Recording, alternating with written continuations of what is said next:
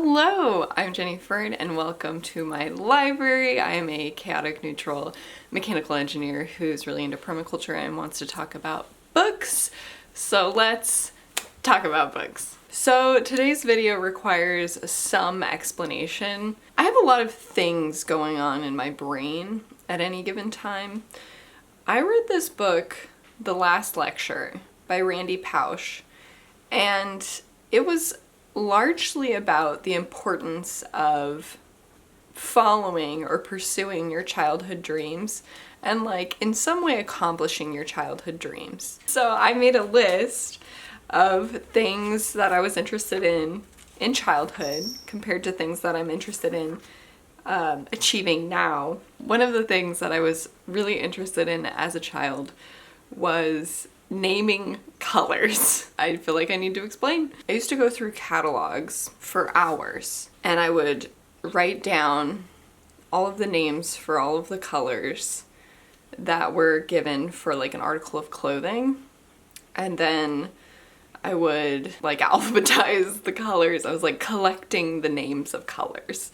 I was really into that, and so I was thinking about what I could do for that dream. Also have been making watercolor paints with my old makeup. A while back, there was a small plumbing issue, and there was a bunch of water that got over my makeup that was questionably not clean. I decided I was gonna make watercolor paints from, so I thought I would swatch the watercolor paints that I've made from my makeup and I'd be able to name the colors, and then I'm like, okay, how do I tie this all together?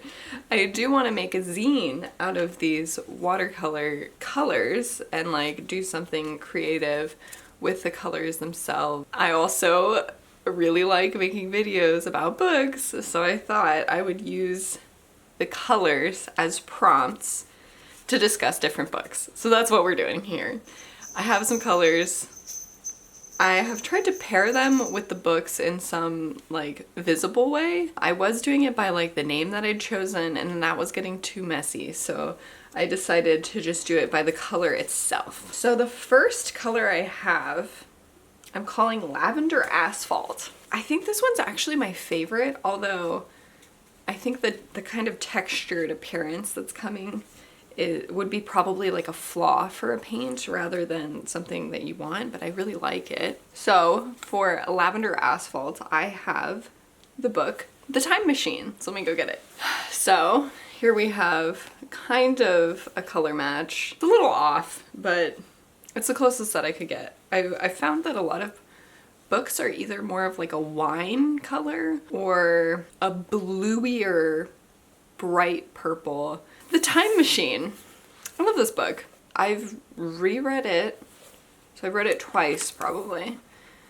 It's short and simple. It's a really simple story. It is about a man who has built a machine that can travel in time. It's basically like a stationary kind of a sled kind of thing, and he sits in it and he travels in time, and he goes to some interesting places in time, and I really loved the end. The end just gets me. Really fundamental science fiction classic. Hey Gord, can we calm down for a sec?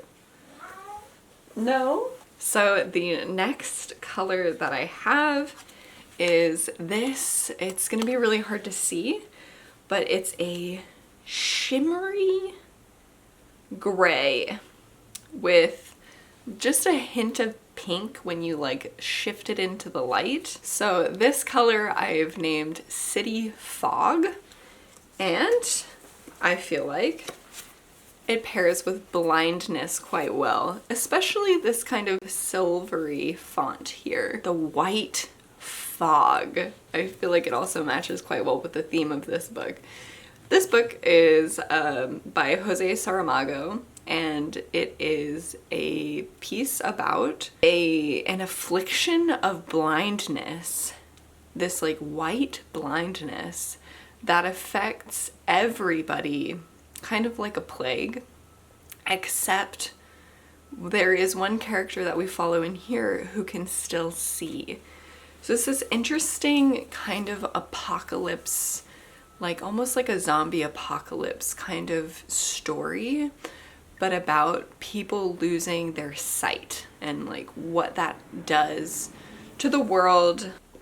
There's an ant on my book. So yeah, this is kind of like a pandemic story. That is the book that I've chosen for City Fog. Next we have this color, which I've named Ocean Dome, because it does give like some ocean water vibes, but it's not like, you know, like a turbulent sea. It's kind of like a tropical ocean water, like coral reef kind of ocean water, but it's got like a little bit of a creepiness to it where I feel like Ocean Dome fits. So the book that I have to pair is The Sea Around Us by Rachel Carson. Rachel Carson is known quite well for her work Silent Spring, but this is the only work that I've read from her, and this book was so cool and important for me when I read it. This is older nonfiction work about the oceans. It was written before we had come to a consensus about plate tectonics, so it does discuss different theories about what is happening on like the ocean floor.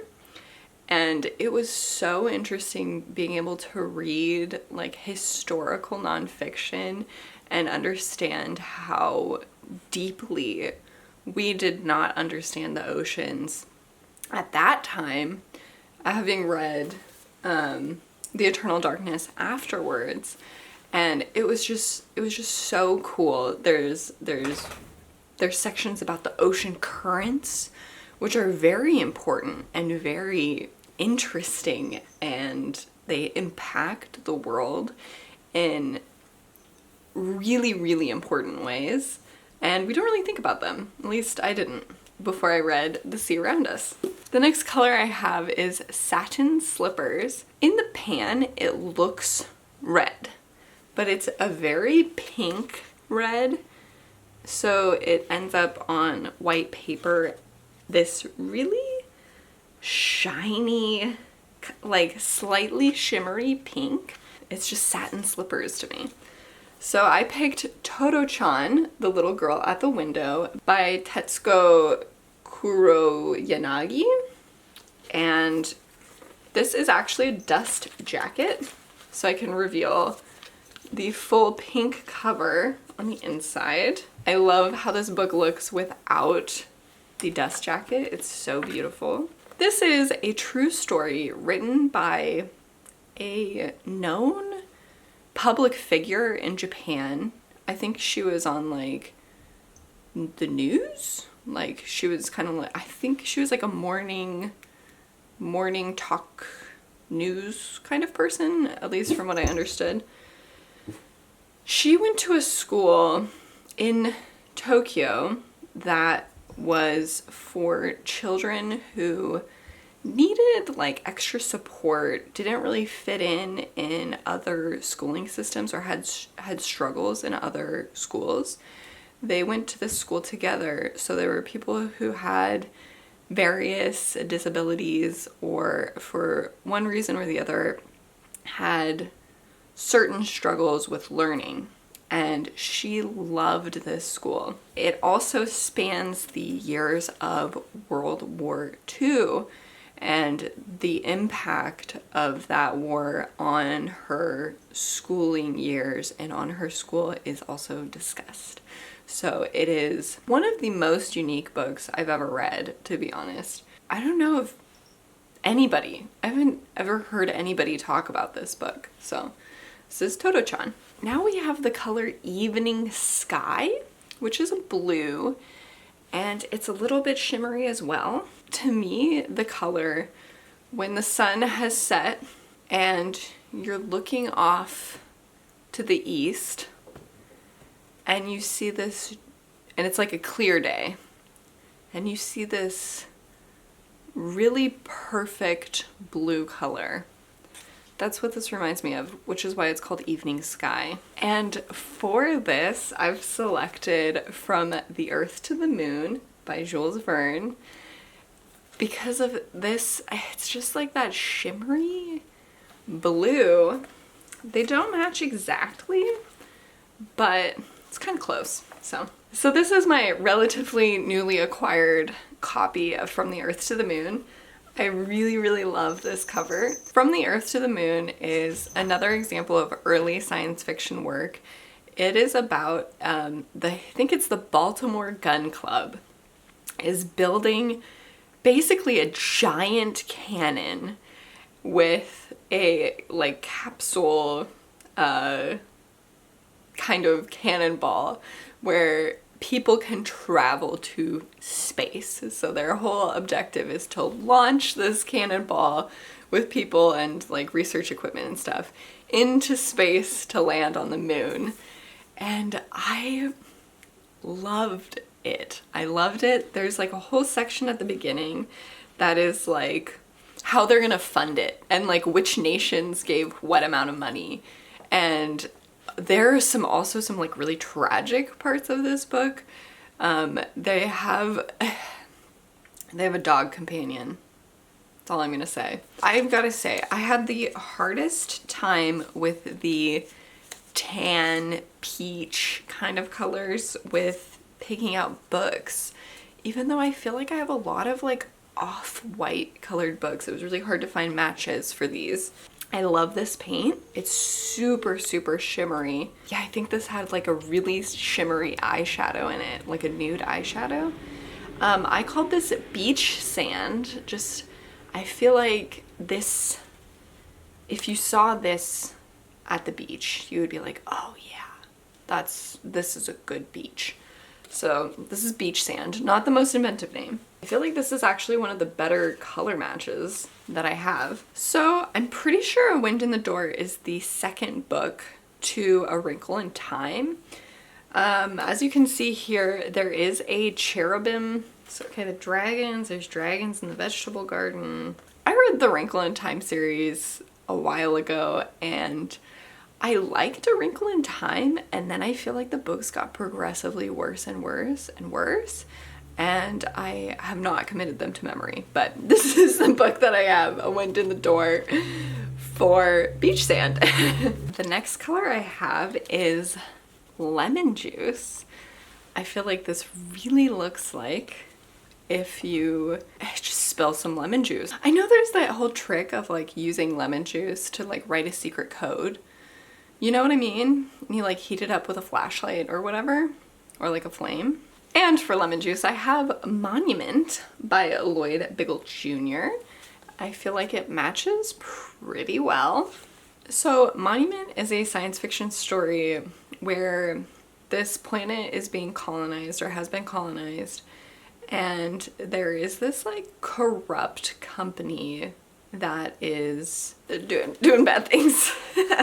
That is enslaving the native population, treating them poorly, and has plans for expansion. And so there's this kind of battle between a side that does not want this further damage to the planet to happen, and then the like super capitalist, colonialist side. If there's one name I'm like both really sure about but then very questioning about, it's this one.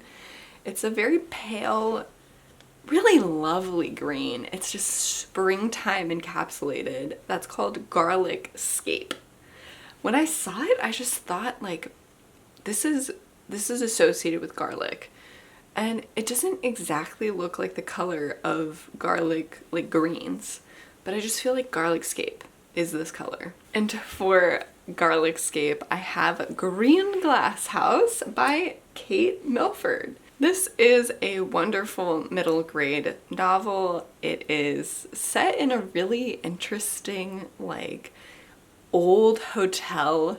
There is stories of like old historical like pirates, I guess. There's like ghosts, and it features this adopted boy as the main character. Oh, smugglers in. So I was thinking pirates.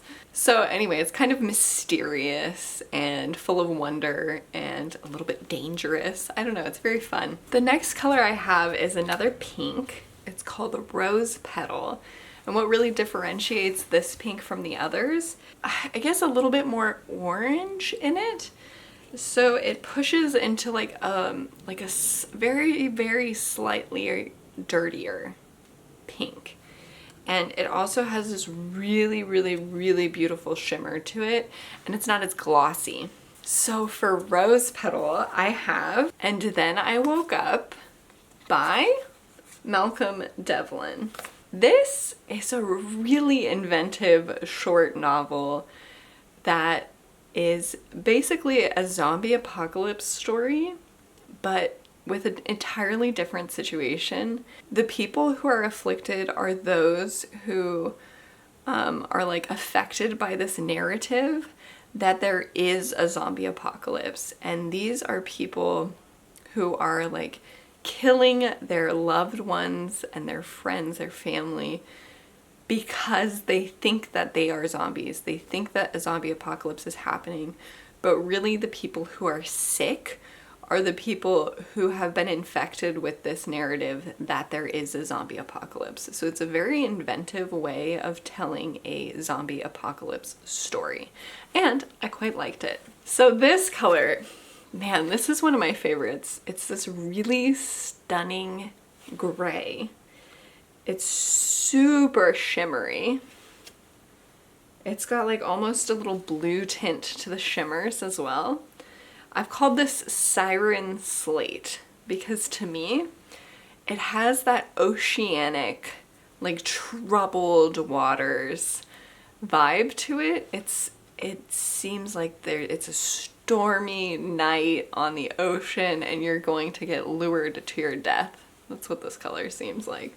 For this color, I have Prison Writings by Leonard Pelter. So this is a nonfiction piece. This was written by Leonard Pelter, who was imprisoned for killing a federal police officer kind of thing. He was really active in Native American protests. He's a Native American man. And he was at this reservation when there was this kind of overtake or battle between government and the native people and the native government. So he was there and he was blamed for the death of this officer. Somebody did shoot, I think 2 officers perhaps. Anyway, he's the guy who went to prison for it. And he has said that he is innocent, he is imprisoned wrongfully. And this is all about his situation, his life in prison, how it came to be. There's poems, there's discussion about how he can continue his spirituality while he's in prison, while he can keep up his religious practices. It's just a very impactful story about the US prison system. So the next color that I have is a purple that I've named Blackberry Stains. And for this, we have the first issue of Holly Brown's comic Paranormal Plague. So at this point, I've only read the first 2 issues of her comic, so it's a little bit hard to know exactly what the story is about, but I have heard them talk about it quite a lot. There are physical manifestations of mental illness in these paranormals, and then we have some folks who are actively fighting these paranormals. I quite like the artwork. So now we are entering into books that I have not read. I specifically wanted to set some colors aside for books that I haven't read.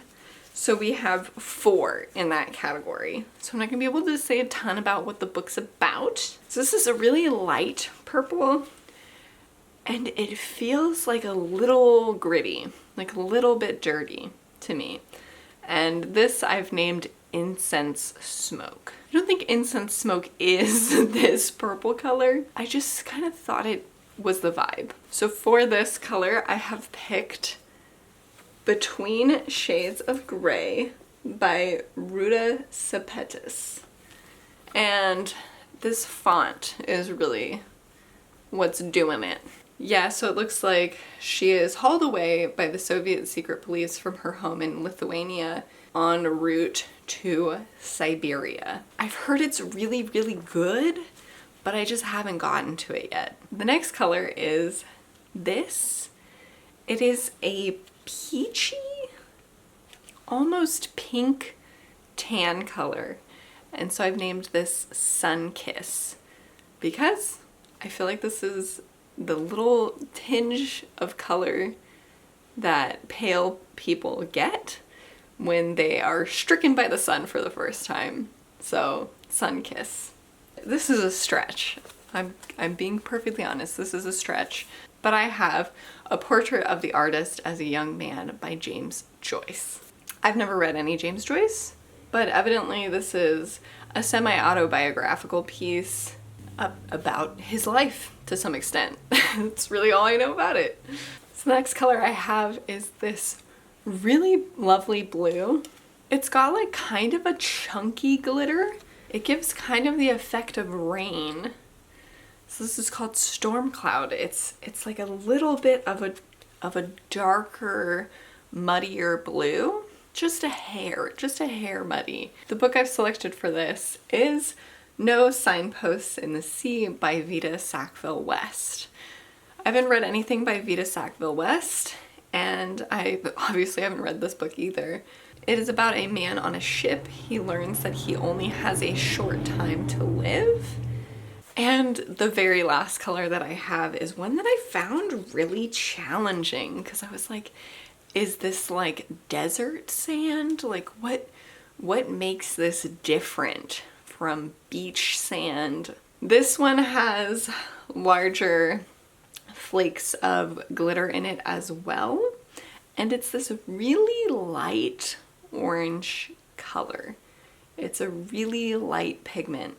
And I've named this Sun Through Smoke because it really gives that effect of when there's been like a really large wildfire and so the sky is very orange.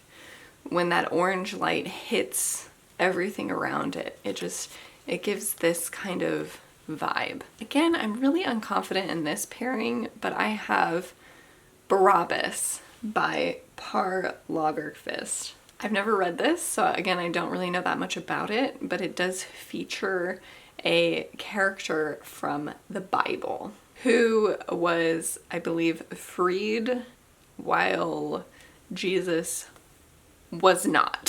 So it is a contentious character, I suppose. Barabbas, the condemned thief in whose place Christ died.